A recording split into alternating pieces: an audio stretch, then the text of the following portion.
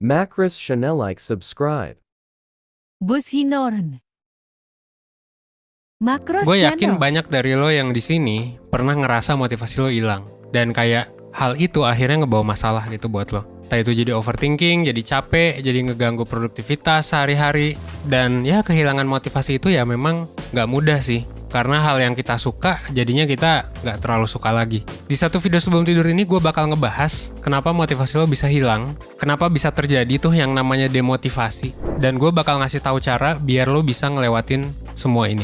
Oke? Stay tune, lo tonton videonya sampai habis, biar lo bisa dapat keseluruhan insight-nya.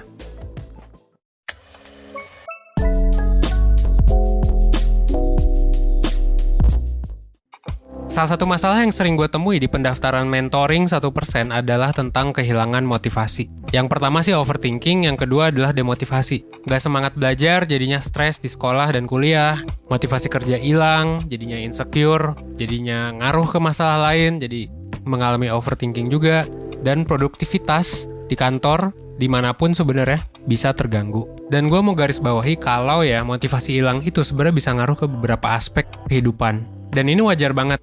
Makanya nggak heran kalau ada yang nanya, gimana ya caranya biar gue bisa termotivasi lagi? Bahkan ada yang nanya, gimana ya caranya biar gue bisa termotivasi selamanya? Sebenarnya jawabannya nggak sesimpel itu ya, karena bisa dijawab dari berbagai macam perspektif. Dan teori juga sih kalau di psikologi ya. Tapi gue bakal mulai dari satu pernyataan terlebih dahulu. Nah, hal yang perlu lo pahami adalah motivasi dan emosi itu saling memengaruhi satu sama lain. Nah, secara teori, motivasi itu adalah keadaan ketika kita ngelakuin sesuatu biar mencapai goal. Sementara emosi adalah kondisi kita, perasaan yang lagi kita alamin. Dan keduanya ini sama-sama memengaruhi perilaku kita dan ngarahin diri kita buat ngelakuin sesuatu. Bahkan si emosi ini juga bisa jadi motivasi ngelakuin sesuatu. Misalnya lo semangat buat ngerjain seluruh tugas lo karena besok bakal main misalnya sama teman-teman dekat soalnya tugasnya bakal selesai. Atau lo semangat ngerjain sesuatu karena memang lo ngerasa bahwa itu adalah tujuan lo gitu.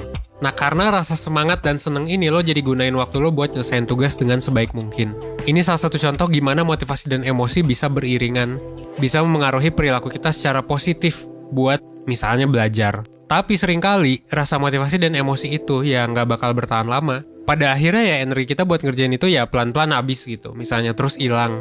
Dan sebenarnya itu udah natural banget. Motivasi dan emosi ya memang bisa ya berubah-ubah gitu ya. Bisa berkurang juga, bisa habis juga ya. Kalau emosi sih bisa berubah ya. Jadi daripada fokus ke gimana caranya biar gue bisa termotivasi selamanya, karena memang motivasi itu yang nggak bertahan terus, mendingan kita fokus aja ke hal lain, yaitu apa yang bisa gue lakuin ketika gue lagi nggak termotivasi atau pas gue emosinya nggak positif. Jadi emosi dan motivasi itu bukan hal yang bisa kita kontrol sepenuhnya. Tapi kita tetap bisa kontrol diri kita supaya apa? Supaya emosinya berkurang. Misalnya lu lagi nangis, ya jangan ngerjain PR dulu. Lu fokus ke nangis dulu 10 menit, abis itu udah. Motivasi kalau nggak termotivasi bisa ngapain? Misalnya bisa dikerjain aja, dipaksain. Abis itu nunggu motivasinya datang. Bisa juga.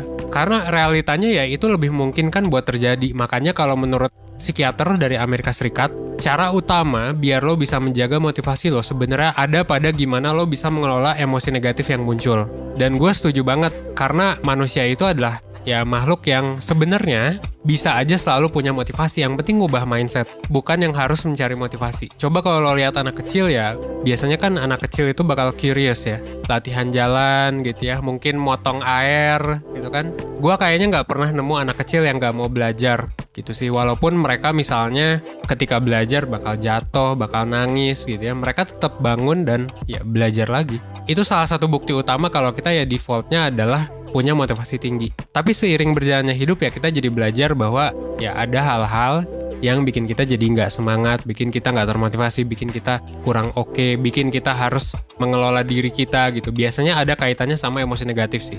Kayak kalau kita gagal, kita sedih, kita cemas, takut gagal, ketakutan bikin kita overthinking, kecapean bikin kita bingung mau ngapain dan lain sebagainya. Semua karena kita belum punya pemahaman yang cukup gimana caranya meregulasi hal-hal negatif yang bisa ngeganggu motivasi kita saat ini. Padahal hal-hal negatif itu tadi pasti bakal muncul. Contoh lain, misalnya lo mau resign dari pekerjaan lo sekarang buat ngejar mimpi lo.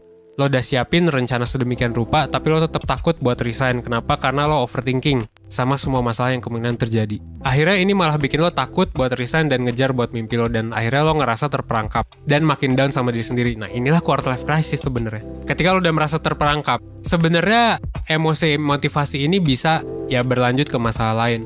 Kalau udah merasa terperangkap ya berarti quarter life crisis. Kalau udah ngerasa capek banget, udah ngerasa performanya nurun, berarti burnout. Ya nggak sesimpel itu sih, tapi kayak bisa kita simplifikasi seperti itu. Rasa takut tuh sebenarnya wajar nggak sih? Ya wajar dan normal banget. Kita manusia pasti ya nggak pernah suka sama hal-hal yang nggak pasti. Cemas, takut tuh wajar. Tapi sayangnya ya semua hal di masa depan itu ya memang nggak pasti, bukan hal yang bisa kita kontrol gitu. Jadi daripada fokus ke hal yang nggak bisa kita kontrol, ya fokus aja ke gue sekarang takut, apa yang bisa gue lakuin. Biar ini nanti meskipun gagal gue nggak sedih-sedih banget. Itu bisa lo manage. Dan ini berhubungan sama cara ya buat mengelola diri. Pahami kalau kemungkinan gagal memang selalu ada. Tapi gimana cara menghadapinya? Bakal gagal itu bukan 100% pasti gagal juga. Begitupun juga kalau lo ada pengalaman gagal di masa lalu. Kegagalan di masa lalu bukanlah bukti bahwa lo pasti gagal lagi, tapi tetap pahami kemungkinan dan bikin strategi untuk menghadapinya. Ya, sama kayak filosofi stoicism yang sering banget kita ulang-ulang, fokus di hal yang bisa lo kontrol. Jadi kayak ketika lo mengejar mimpi lo, ya siapin juga beberapa backup plan. Bahkan mungkin itu bukan backup plan, emang plannya harusnya kayak gitu. Kalau sekiranya memang gagal, misalnya punya dana darurat, fokus di goals lo yang lain misalnya, atau hal-hal kecil yang bisa lo lakuin ke diri sendiri kalau misalnya yang lain gagal. Atau sesimpel, ya siapa sih yang bisa lo curhatin? Siapa sih yang bisa lo tumpahin gitu perasaan lo? Siapa sih yang bisa lo lari ke dia ketika lo misalnya gagal atau ngerasa sedih? Nah, kalau lo punya orang tua, pasangan, suami, istri, sahabat, atau temen yang bisa bener-bener lo percaya, ya bagus sih sebenarnya. Makanya itulah yang dinamakan support system gitu. Sekarang bahasa gaulnya tuh support system gue gitu kan. Tapi kalau misalnya lo nggak punya, nah ini bisa jadi memang meningkatkan resiko lo untuk punya masalah yang lain. Cuman nggak apa-apa, kan itu bisa dibangun yang namanya support system itu. Dan support system tuh bukan cuma masalah temen, tapi juga yang lain kayak coping stress lo, finansial lo gitu ya. Itu kan sebenarnya adalah ya sistem pendukung lo. Dan kalau saran gue sebenarnya kalau lo nggak punya, kalau lo ngerasa kesusahan sekarang, kalau lo pengen misalnya dibantu sama orang, terutama yang profesional, saran gue sih ke mentor 1% aja sih. Kenapa? Karena siapa tahu lo mungkin butuh dan lo mungkin ragu dari dulu pengen daftar konsultasi, padahal murah banget gitu ya, cuma 100.000 doang, ya silakan daftar aja sih. Meskipun murah relatif ya, murah mahal relatif, tergantung daerah, tergantung kerjaan lo, tapi kayak ya 100.000 kayak buat nyoba tes minat karir, terus juga ada tes tingkat stres, ngelihat diri lo tuh kayak gimana, nyari tahu solusinya kayak gimana, menurut gue worth it sih. Coba lo lihat testimoni-testimoni mentoring, lo bisa cek gimana orang yang punya maupun gak punya support system, yang punya banyak masalah maupun yang sekedar curhat doang, lo bisa lihat berbagai macam kepuasan orang-orang itu. Di Google Review ada, lo bisa cek, di website kita ada, di Instagram juga ada, lo bisa cek sih gimana pengalaman orang-orang.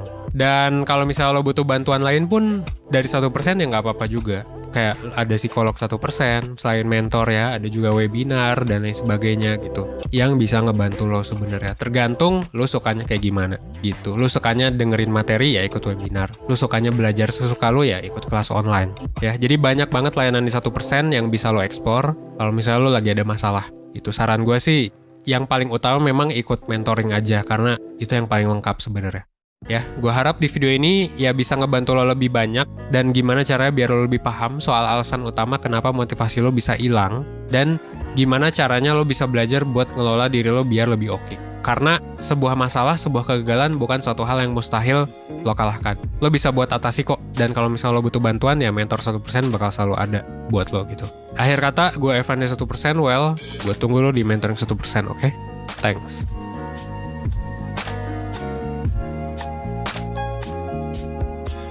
Macros Channel